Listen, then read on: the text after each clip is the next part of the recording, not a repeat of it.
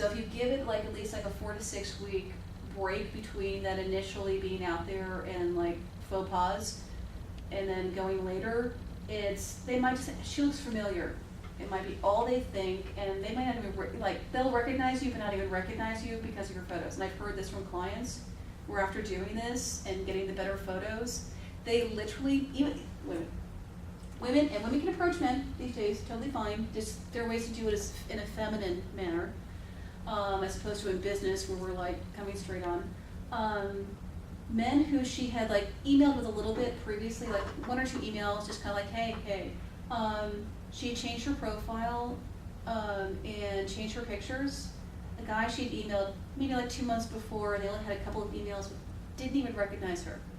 Did not even realize he had emailed with her before, and they were, had a much better exchange. I don't think they made it to a first date, but it was even that difference of she was seriously considered versus just passed by is appropriate, because not everyone who you have a conversation with, or do you even want to have that coffee or glass of wine first date?